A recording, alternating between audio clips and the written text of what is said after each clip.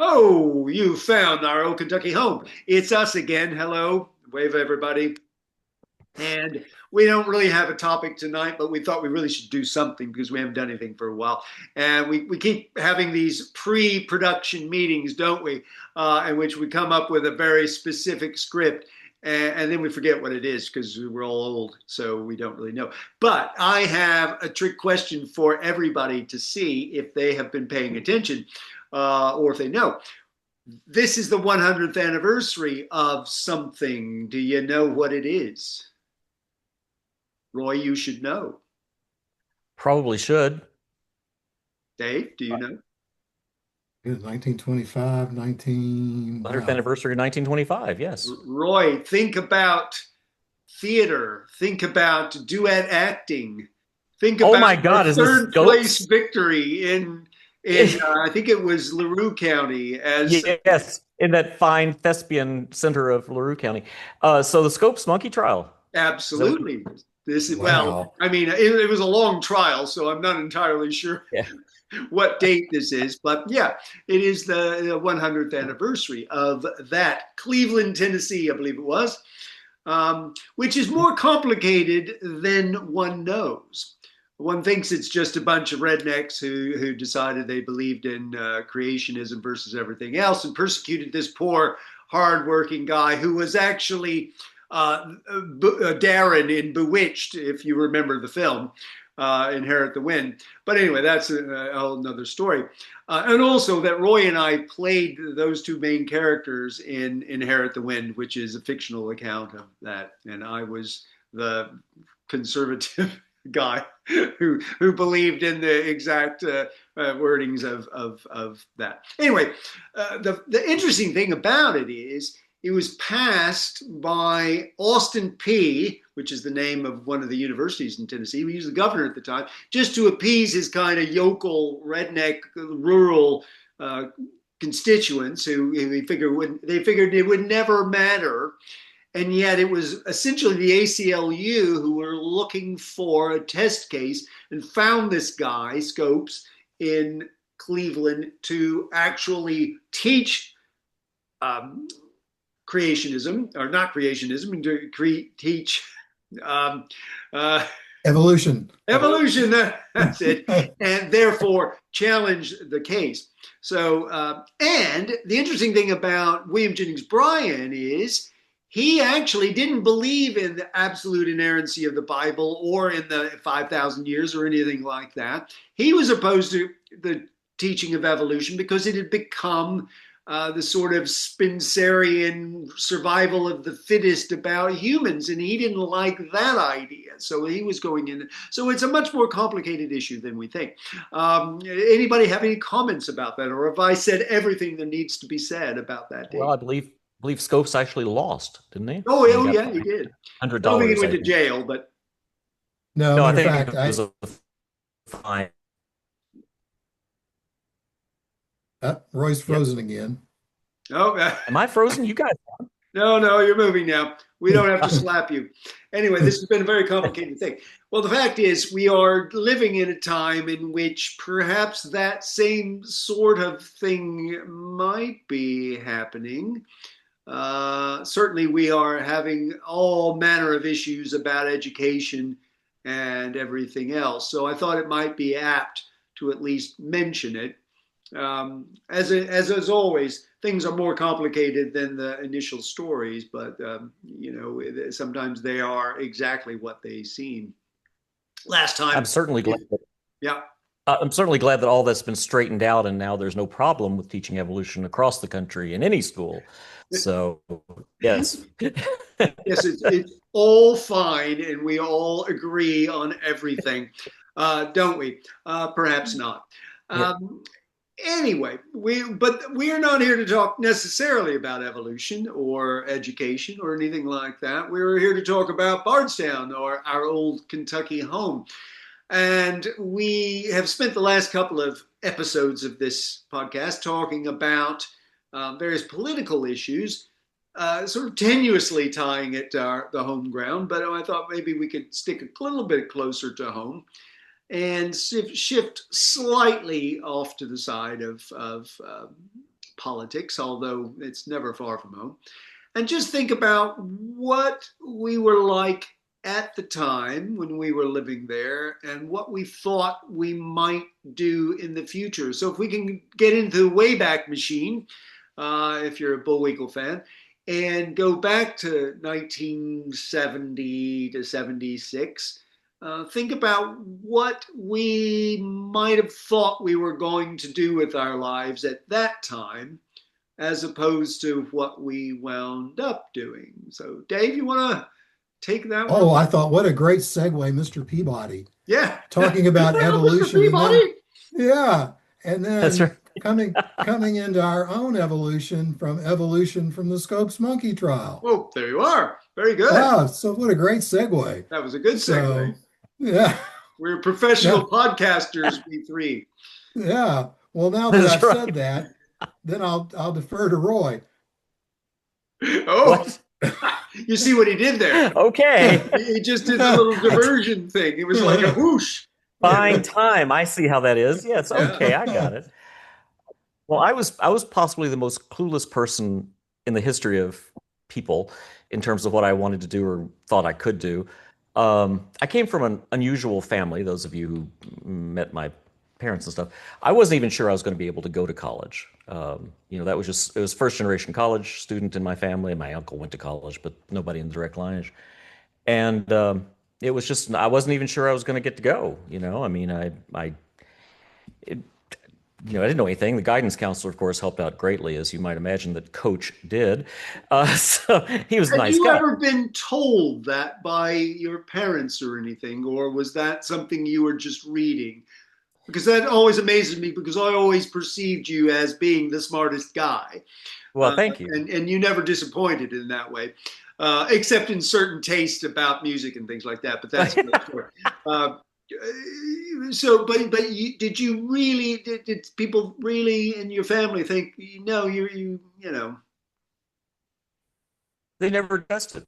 Yeah. And either way, so I was just sort of in limbo. And in my family, it was to pick a time to bring up topics. A narcissistic parent, because it was all about my dad. So it was difficult to bring up topics like that, find the right time. But when I did go to college, I assumed that I would be working as a programmer somewhere for the rest of my life, because that was, I was interested in computers, interested in biology as well. But I came from a working class family, so majoring in something that wasn't practical was not something that seemed reasonable to me. And computers seemed practical. I think they were going to catch on. I think they may have caught on. So, I went to work for IBM after I co-opted a few times. I'll never forget you coming back from work when I was over there in Lexington, and you were wearing a suit. And I thought, God, one of my friends is wearing a suit. Oh my God. And we're not in debate or something like that. Yeah. Or at church. We hardly ever wore ties, or I hardly ever wore a tie to work, and my boss always was trying to get me to wear a tie, but it's like, well, yeah, okay, sometime, but I never really thought about professional school or grad. I didn't know anything about grad school. It was just like a mystery, and so it wasn't until I was working and realized I liked doing what I was doing, but I just couldn't see myself doing it for the rest of my life. It was it's just kind of boring on a grand scale.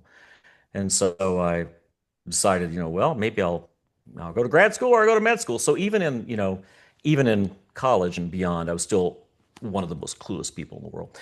So, I applied to med schools, I applied to grad schools, and the med school replied first. So, okay. So, and then I hated that too. I had to have a history of that, and hated dealing with patients. So I figured that was not my best career unless I wanted to be a pathologist, and then just kind of went back to my same reason. Oh, we're losing Roy again. He's stuttering. I wondered if the pathology you thought was a dead-end career. Yeah. He's frozen like one of his cadavers.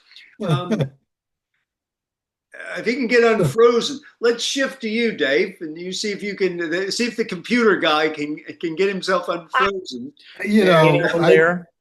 Anyone? Oh, there Bueller? he is. Bueller?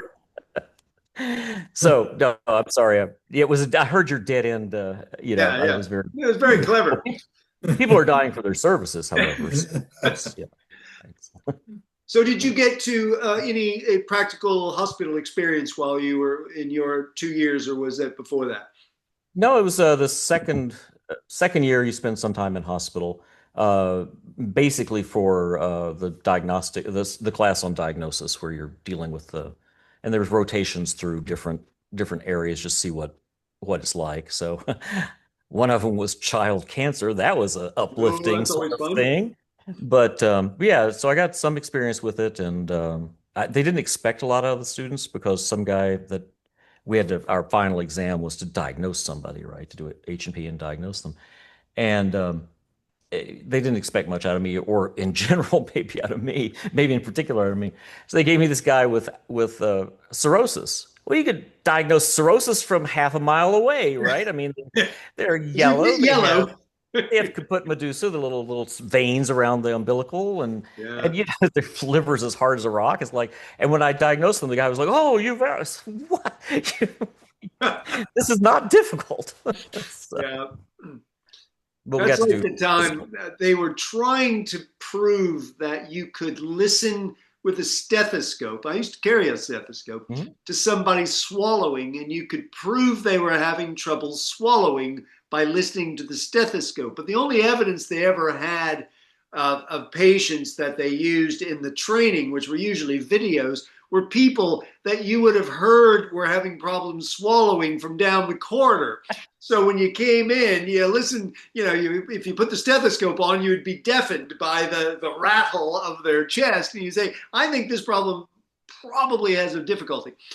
So yeah, sometimes it works that way. But I'm sure you were spot on there. But let's come back to where you went from that, because we've talked a little bit about that. But see if we can tie it back to Bardstown. Dave, what did you want to do when you were in Bardstown, our old Kentucky home, which is the Well, name of the podcast? in those days, I never really thought past the weekend. And, where we're going to be cruising and, what music we were going to be listening to, not that we were the wild ones, but that's just what we did. And that was the focus. And, I was clueless as well, although, my parents were both from, well, mom was raised in Eastern Kentucky, even though I'm not really sure you could say she was from Eastern Kentucky. Dad was born and bred hillbilly Eastern Kentucky, and both of them credited education with getting them away from the hills and setting them up in life. And so there was no question that mom and dad started saving for my college education the moment I was born. And there was no question that I was going to college. The only question is what was I going to do once I got there? And I wrestled with that and finally decided to major in business because that was a good general degree. When I graduated from U of L, I didn't know what I wanted to do any more than I did when I started. So, in the spirit of all things, let's just get another business degree. And so I went to UK and got an MBA, thinking that I would wind up working in a bank somewhere. And 82 was the bottom of the Reagan recession, and banks were decentralizing and restructuring, and they weren't hiring. Although I was getting plenty of second interviews, but the first job offer I got was to teach down at Hopkinsville Community College in Hopkinsville, Kentucky. And I thought that'll look good on a resume for a couple of years. And little did I realize that that would be my career. But where I thought I was going when I was in Bardstown, sitting in my den looking out at Third Street versus where I wound up, I never would have thought that that would have been my career. So Weren't you interested in biology at one point, like in well, college or?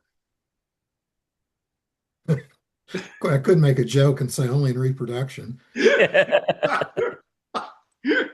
Don't let guessing my wife, avoidance of that at the time. yeah, don't let my Business wife and hear that, I that. don't think you want to combine those two. I think that's still Yeah. illegal Yeah, here. So. not that I had any opportunities, mind you, but Yeah, and that reconfirms the fact that we were the three coolest guys, Absolutely, yeah. at the time.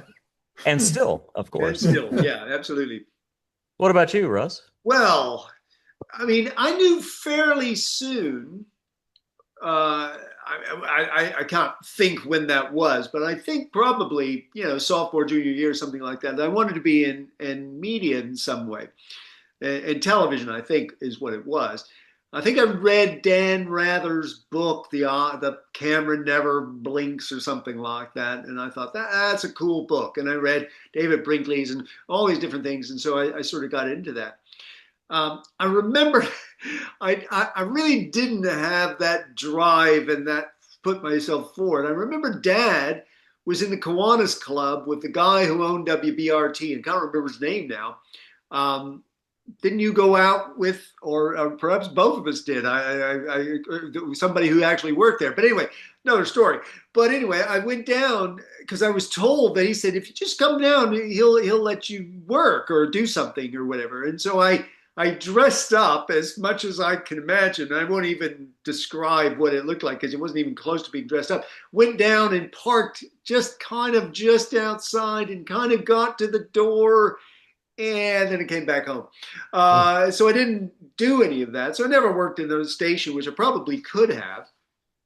And because we had friends who did. And then went to Lipscomb in the end, which was a school that had nothing like that, but it did a bit of it, and then went to Abilene and learned a little bit, and then sort of got into television indirectly. So I actually did it. And then once I did it, I realized I don't really want to do that, and wound up in education like YouTube. So, and then wound up in various other things afterwards. But so television was something I really wanted to do. I got to do it in Knoxville in 1982.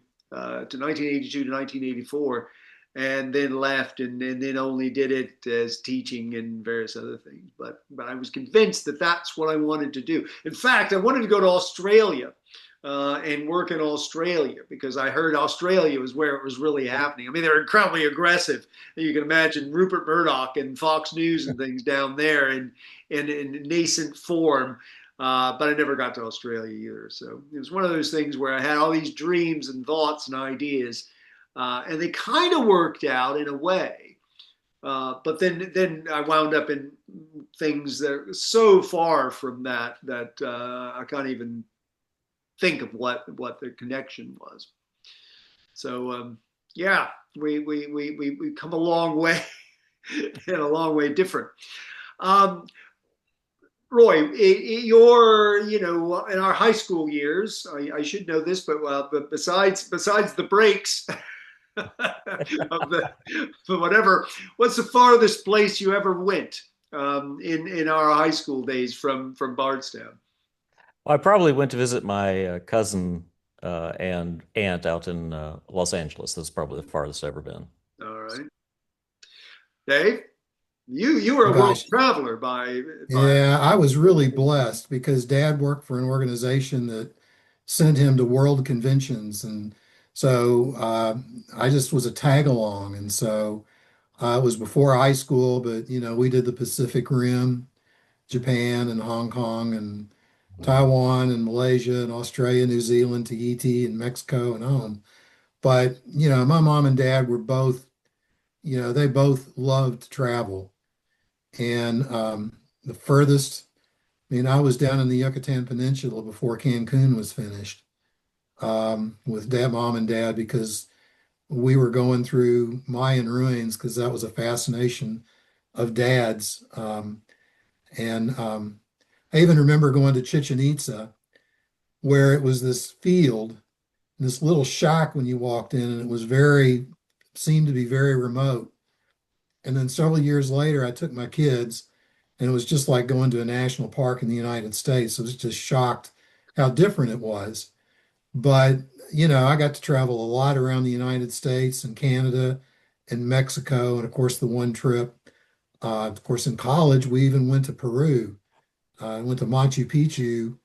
I think the Peruvian government had been communist and had not been open to American tourists very long when we were there. Hmm. So yeah, I got to see lots of things that truly, I think, shaped my worldview. So, I remember you had a very cushy throw rug in your apartment in Lexington from so Peru. yeah, I laughed. That's how I got my wife up to my apartment. Oh, My eventual wife, you want to come see my llama skin rug?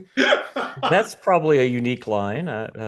Didn't you also Damn, do coke? I never had that line. I should have known that. Didn't you also end up doing coke in Machu Picchu?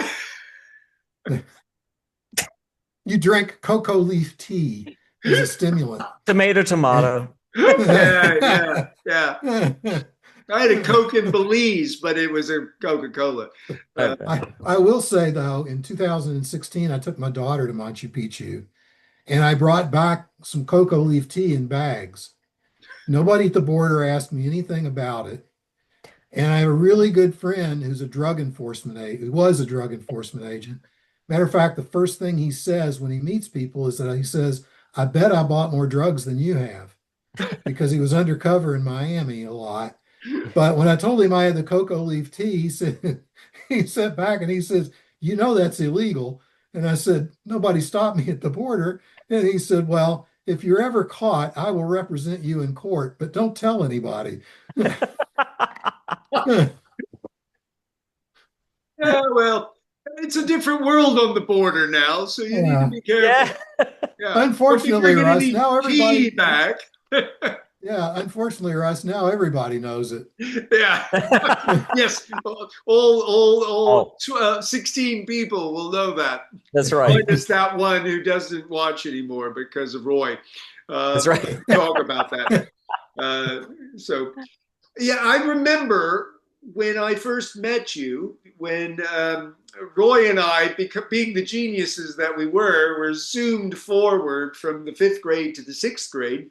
And you, I think, had just come back from a trip somewhere and showed slides or something. Is that true? That would have been That's the right. same trip, Yeah, to well, not to Peru, but around the Pacific Rim. yeah. Yeah. I So think you'd gone to Australia, maybe. Was that the one in? I can't remember exactly, but that was it. We were gone 5 weeks.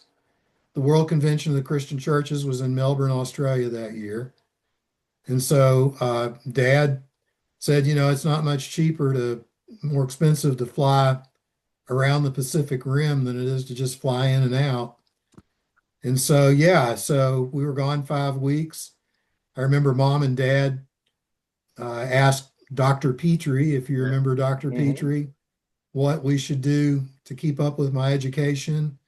And he gave me a camera and he basically said, David, he said, you're going to have a better education doing this than anything we could do here. Just take pictures and tell us what happened. So it was a great experience. So, but that was in elementary school. yeah. Well, that explains the failure of Bardstown education. That they didn't say you needed to stay here and learn phase elective English. It was the The math math packets, pods or right? Yeah. some math You know, packets. Russ, I think since you mentioned it, I think that we were such great, outstanding examples that I don't think they ever did that again of Yeah, moving people up. Well, yeah. there's a little bit of, I've always wondered about that. You know, we broke the Yeah. mold, I believe, is what that stands for. there was some The interesting thing fallacy. about that, Dave, is over here they constantly talk about people taking their kids out during school times to holidays and things, and how they actually want to prosecute some Oh, parents for doing it. So we had a school in which somebody actually realized if you're going someplace like that, that's a pretty good holiday and a pretty good education. You know, mhm, we got some benefit out of that place, I think, which we've talked about before. mhm. What was That your math most pod, memorable time in that? Can you remember back that far? I mean, can you remember that far? well, you remember lots of bits and pieces. I remember we took a taxi cab up to the bamboo curtain, as they called it, while we were in Hong Kong, and looked over into Red China. Oh, wow. And I thought to myself, you know, I'd like to be on the Great Wall at some point. And I did get the opportunity to go to China in 2019. So My daughter and I went to China in 2019. Great trip. Again, a great experience. Um, yeah, I can remember how beautiful Sydney Harbor was. I can remember my dad running off the road in New Zealand on a gravel road and a sheep farmer coming down with his Jeep in the rain to pull us out of a ditch. So just, lots of things that you can remember. I can remember being on what you must have been an Army surplus truck in Tahiti on the way back from market. And this guy pulled in a 3 foot, looked like a tuna, and just laid it on the floor of the bed of the truck, who was taking it back to his home to fix for dinner. So, So Wow. so you again, went, what a you great were in educational China. experience. You were in China in 2019. Yeah. Were you in Wuhan by chance? No, we were in Okay. Xi'an, but not Just, Wuhan. just No, thinking, it's about the right time no, to it was kind of patient interesting zero. because, Go. yeah, it was kind of interesting because we were there in July and we got back then in what, February, I guess January, they announced the virus was becoming a problem, and then everything shut down in March. Hmm. So, And I'm afraid I lied. I did not go to Los Angeles when that was in college. So like a typical Southern redneck. The furthest I'd been from home in high school was Florida. So Yeah. I but you think guys went to the Keys. yeah, we did go to the Keys. We went as far as we could go in Florida, but still. we went. Still, I remember you had some very educational things about marine life when you would come home too. I, I guess. That's always been that's the thing that I have always wanted to do was marine biology, and something like practical stuff or always kept me from doing it. But that's actually my first love. Computers, yeah. But Yeah. anyways, I'm sorry. What about Well, you? you got close to that with your research on unmanned submarines.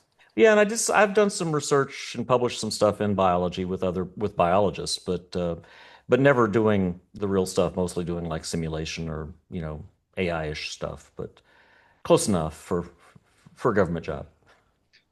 Well, it's funny how we have these dreams and these things that never leave us really, and yet our kind of practical end takes us in a different way, and we kind of in the end, yeah, we'll do that. I mean, I got into I'll never forget. I knew several people who were in speech and language therapy or speech pathology, as we call it, speech language pathology with a hyphen, depending on where you put it, in America. And my view of that was I was working as an adjunct instructor in communication with few outlets. I had a master's degree in history, but there were no jobs in history for masters, and I hadn't gotten around to doing a PhD yet. And I thought, well, I could probably do speech therapy. Those guys do it. And I was interested in various things like linguistics and stuff, none of which I have ever used in any professional or practical way. And most of my training experience was in pediatrics, none of which I have ever done in a professional way. And when I finally started doing professional speech and language therapy, I was doing language work for stroke patients, seeing a colleague who did swallowing, or what we call dysphagia or aphasia in America. I thought, I will never do that. And for 25 years, that's pretty much all I've done. So the moral of the story, of course, is you never exactly do what you set out to do, and never, ever, ever say, I will never do that, because you will wind up doing it. And I think that's kind of what's happened. But on the other hand, I have managed to be where I am and achieve some level of whatever success, satisfaction in job, whatever, doing that. So kind of works out. But it is a long, strange trip it's been, as the Grateful Dead would say. But there we are. We could go on for this, but I think we probably topped out this topic. We've got a couple of more that maybe are more or less serious, but we've managed to garner a few laughs out of this one. And we may even drag Rebecca back in, I think, in the future, because she's got some interesting experiences in her past, in her youth, that might be worth talking about as well. So anyway, I think maybe we'll call it a day for this time. And then the next time we're around, probably in a week or two, we'll broaden things out and look at it. What do you think, guys? Are everybody all right? Not that I'm taking over or anything, but I control the off button. So, Exactly. there it is. I have control. So anyway, see you, everybody. We'll get this out in a day or so, and we will talk to you again very soon. This is our old Kentucky home. Bye-bye. Bye bye.